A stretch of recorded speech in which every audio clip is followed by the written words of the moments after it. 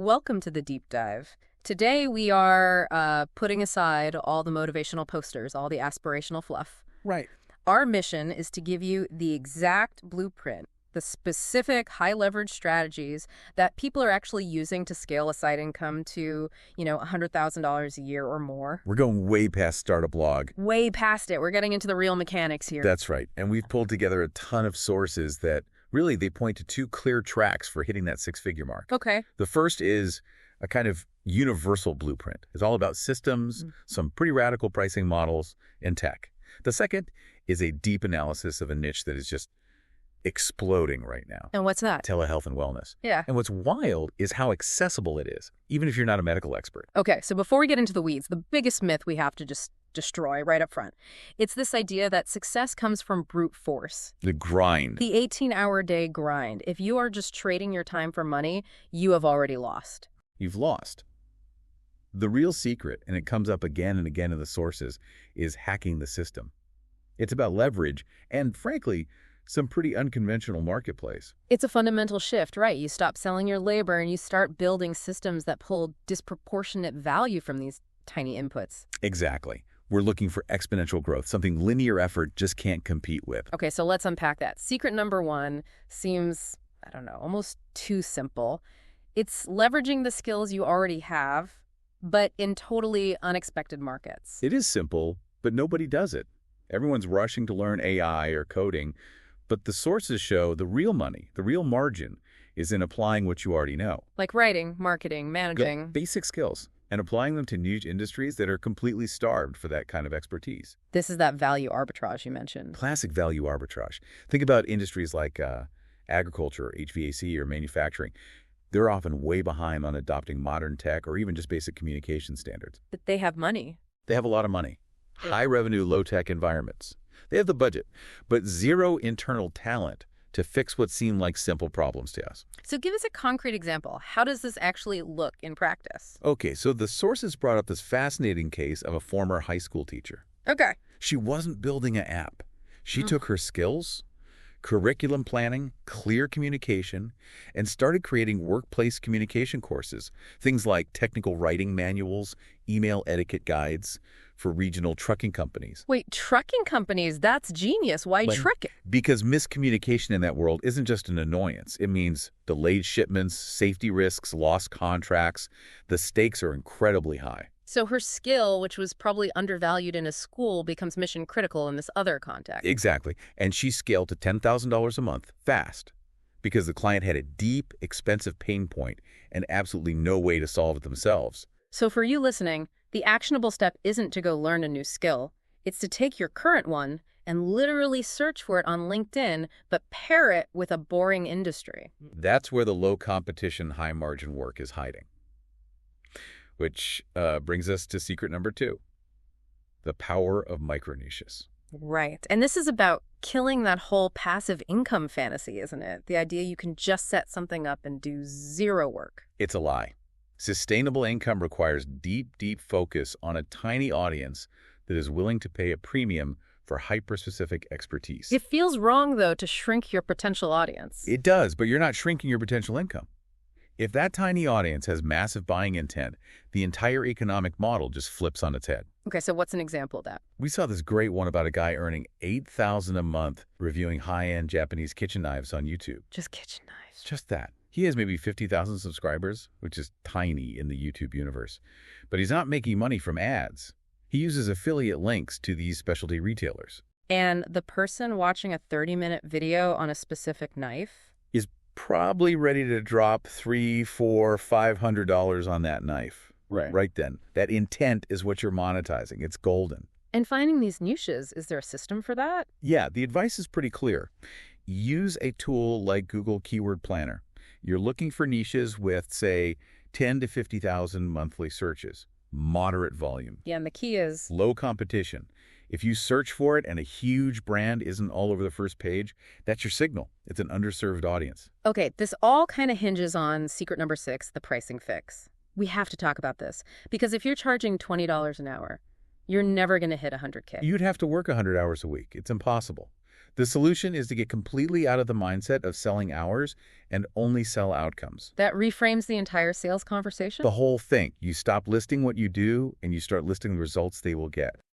The sources point to a resume writer who charges $500 for a standard rewrite. Okay, that seems reasonable. But then they offer a CEO package for $5,000. $5,000 for a resume. Okay, you have to explain that. As someone listening, I'm thinking, why on earth would anyone pay that much? Because it's not about the resume. It's about the transformation. The pitch changes completely. It's no longer, I'll edit your resume. It's, I will fix your entire career trajectory. So what's in the package? A deep dive, persona analysis, networking scripts, strategic positioning. It's all aimed at helping them land a six-figure salary jump.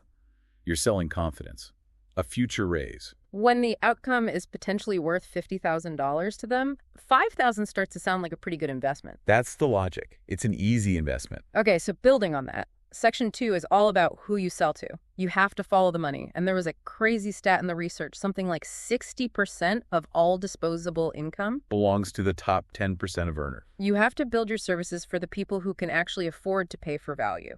Exactly. We call it targeting the affluent niche. It's that 9% just below the super wealthy 1%. These are buyers who shop based on passion, on novelty, not just who's the cheapest. It lets you get out of the race to the bottom on price. Completely. Yeah. Which brings us back to that value arbitrage principle. Same skill, wildly different paychecks depending on the context. Right. So you take a skill like, say, conversion rate optimization, CRO, just tweaking a website so more visitors buy something. Yep. Now, if you sell that CRO service to a business doing $1 million a year, a 1% improvement Yeah. might make them an extra 10 grand. Okay.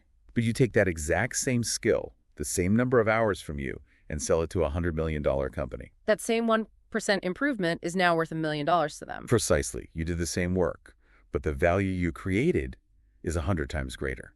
So you can charge 100 times more. That is high leverage arbitrage. Okay, but let's talk about the confidence to do that. A lot of people struggle with imposter syndrome. They're afraid to ask for that much. The sources had a great data-driven way to check this. The close rate. This is such a fantastic, simple piece of advice. Explain it. The sources suggest that if your business has, say, an 80% close rate, meaning 8 out of 10 people you talk to say yes. You're salivating. You think you're killing it. You think you're killing it, but what it actually means is you are massively underpriced. You should immediately double or triple your prices. Whoa, that feels incredibly risky. Why so drastic? Because an 80% close rate means there's zero friction. Your price is so low, it's an automatic yes. It's below the customer's perceived value of the service. So the rule is? The rule is non-negotiable. If nobody's pushing back on your pricing, you are immediately, without question, too cheap. You have to find that friction point. The hesitation is where you find your true market value. And that leads into this idea of value metrics, justifying charging different people different prices for the exact same thing. Yes. Your pricing should reflect how much value a specific customer gets. Think about a software company like Typeform, the online survey tool. Sure. They might charge a solo freelancer $50 a month for their tool, but they'll charge a huge corporation $1,000 a month for access to the same basic software. And how is that justified? Because the corporation is getting 1,000 times the value. They have hundreds of users, they're collecting massive amounts of data, they're using it to generate millions in revenue, they're paying based on the leverage they get from the tool, not just the code itself. All right, let's shift to execution. This is where the wheels can fall off. Secret number 3, automate before you scale. This is the burnout trap. So many people scale too fast and accidentally create a miserable admin job for themselves. Been there. Yeah. The fix is to build the systems to handle your first $1,000 of revenue automatically. So what does that look like? What tools are we talking about? Simple stuff, really. Using Zapier to create workflows. So a lead fills out a form, and Zapier automatically creates an invoice, adds them to your CRM, and sends a welcome sequence. You can use Canva templates for all your marketing materials so you're not redesigning from scratch. Absolutely. And you have to be using AI, ChatGPT for email drafts, social media posts, initial research. The golden rule here is pretty brutal, but it works. If a task takes you more than 10 minutes and it's not directly making you money, automate it or outsource it. Period. Your job is revenue. That's it. And if you're creating content as part of that, you have to use secret number 4, the Hollywood studio model. This is about maximum leverage. Total leverage. You make one big piece of content, say a 45-minute deep dive on YouTube. That single video should then become the source for at least 10 other pieces of content. So the video script becomes a blog post, the audio gets cut up for a podcast. The key graphics become a LinkedIn carousel. The best quotes become a Twitter thread. You get this huge compound effect from one single effort. You're building distribution, which leads to secret number 5, strategic partnerships. Don't go it alone. Yeah, why would you? Find freelancers with complementary skills. A copywriter doesn't need to learn web design. They should partner with one. And then they can sell a complete package. Right. And the sources showed that freelancers who bundled their services like this were able to triple their revenue in just a few months. They could pitch a whole solution, not just a tiny piece of one. That lets you charge those high-ticket prices we talked about. Now, the toughest mindset shift for people. Secret number 8, outsource before you're ready. This is so hard for people. They wait until they're completely drowning in work to hire help. When it's already too late. It's too late. You have to make the shift to working on your business, not just in it. Your very first hire should be a virtual assistant, a VA. And they're not that expensive. Incredibly accessible, $5 to $15 an hour. You hire them specifically for all those non-revenue admin tasks. You are buying back your time so you can focus on getting those big clients. Okay, let's talk about the AI-driven side hustles. This is where the barrier to entry has just collapsed. The first one that kept coming up was AI YouTube Shorts. They are super low effort to create now, but they have incredibly high reach. And the money. Experts were suggesting you could get to $500, even $1,000 a month pretty quickly, just starting out. The viral potential is so high, you can build an audience fast and then monetize with affiliate links or digital products. Then there's AI thumbnail design. I've seen some of the prices top designers charge. It's insane. It's crazy. $5,000 for a single thumbnail for a huge channel. But now, using AI tools, a standard user can create something amazing and charge, say, $1,000 to $1,500 for a piece. But there's a catch there, right? It's not fully automated. Not yet. The sources are clear on this. It's AI-assisted. You still need to do maybe 20% of the work in Photoshop to get that final professional polish. And the highest ticket AI hustle you saw? AI content research. This is a huge one. Agencies are just overwhelmed. They need endless content ideas that are tailored to very specific customer personas. So you use something like ChatGPT to do a deep dive persona creation, map out keyword clusters, and build a whole content strategy. It's a massive consulting need. The earning potential there is $10,000 to $15,000 per client, just for the research part. Wow. Okay, let's pivot to the case study, the high growth market. Telehealth and wellness, this market is just exploding. It is. And the shocking part is the business model. It allows you to start and scale a telehealth brand without a medical license, without a degree. That sounds impossible. How does that work legally? Because the model is about distribution, not medicine. You operate as a marketing company. That's your role. Your job is to drive highly qualified traffic to a website that connects people with therapy options. And then the medical part. A network of licensed providers, doctors, nurse practitioners handles all the medical specifics, the prescriptions, the consultations. They legally take on all the liability. You're just the high conversion funnel that brings them the customers. And the market drivers here are massive. Longevity, anti-aging. Yeah. People are just tired of feeling bad. People are tired of feeling mediocre, and they're willing to invest serious money to feel better as they get older. And the specific example from the sources was? The absolute explosion of GLP-1 medications. Yeah. For anyone listening who hasn't heard of these, GLP-1 is a class of drugs, includes things like semaglutide.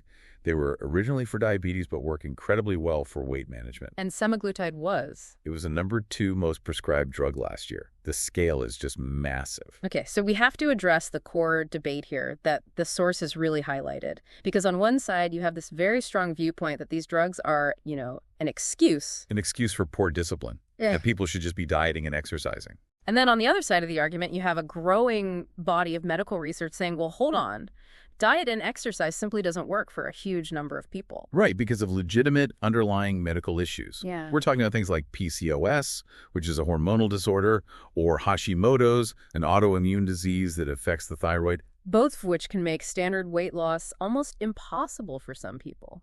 And that's not even getting into the mental health components. Self-worth, self-image, things that can make sticking to a diet incredibly difficult. So regardless of where you fall in that debate, and we're just reporting what the sources say, the business reality is what?